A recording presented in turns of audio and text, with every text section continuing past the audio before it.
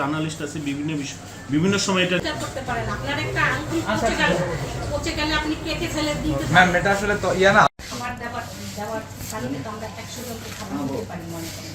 কিন্তু যদি আমার ভলান্টিয়ার হিসেবে এই কাজে আপনাদেরকে সহযোগিতা করতে পারবে, কিন্তু আমাদেরকে সেটা জানাবো। সবার জন্যই ভালো চপস্টিক ইনস্ট্যান্ট নুডলস, দারুণ স্বাদে সবার জন্য। আপনি অন্য একটা ক্লিনিকে, আপনার সদর হসপিটালের আপনি তো কেউ না, আপনি থার্ড পার্সনে অন্য ক্লিনিকে আপনি কেন তাকে রেফার করছেন এবং আপনি কেন তারা ক্লিনিকে নিয়ে যায় বা ছাড়ের ব্যবস্থাও করছেন? মানে এটাতে আপনার বেনিফিট কি হসপিটাল থেকে রোগী ক্লিনিকে নিলে? এটা আপনার কি লাভ কি? এটা হয় না দেখে আমি কিছু বলবো হয় না দেখ পরীক্ষা দেয়। তো আমি সদর হসপিটালে আসছিলাম, আসার পরে আমার 2টা পরীক্ষা হয়েছে রক্তের। হঠাৎ করে সে বলতেছে একটা পরীক্ষা করতে অনেক বেশি টাকা লাগবে, যে চলেন নিয়ে যায়, প্রায় 2600-2700 টাকা লাগবে সে বলছে।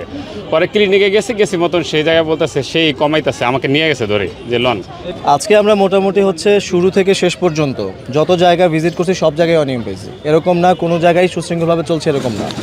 আমরাও নিবিড় পর্যবেক্ষণ করব যেখানে কারা কারা দালালি করতেছে, কোন কোন চিকিৎসক ব্যক্তিগত ক্লিনিক খুলে বসছে, সেখানে যে দেখতেছে, সেখানে নিয়ে যাচ্ছে, টেস্ট করতেছে, এগুলি সব আমরা এখন থেকে স্টুডেন্টরা সার্বক্ষণিক মনিটরিংয়ের ভেতর রাখবো। একটা জিনিস উল্লেখ করতেছে যে এখানে ইনফ্রাস্ট্রাকচার ওইরকম নাই, লোক নাই।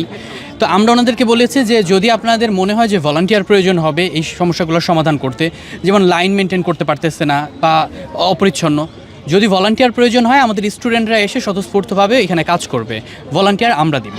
তো আমরা ওনাদেরকে 7 দিনের সময় দিলাম, যদি ওনারা এইগুলো ব্যবহার করে ওনারা নিজেরা সমাধান করতে পারে করবে, যদি ওনাদের প্রয়োজন মনে করে আমাদের ডাকবে। কিন্তু আমরা যদি 7 দিন পরে এসে আবারও দেখি যে সেম অবস্থা, তাহলে এটা টোটালি ওনারা এই নতুন বাংলাদেশের সাথে ব্যর্থ। কারণ নতুন বাংলাদেশ হবে অন্যরকম। তো ওনারা যদি নতুন বাংলাদেশের এই শক্তিকে, ইয়োদ্ধারকে ব্যবহার করতে না পারে, তাহলে তো ওরা ব্যর্থ না।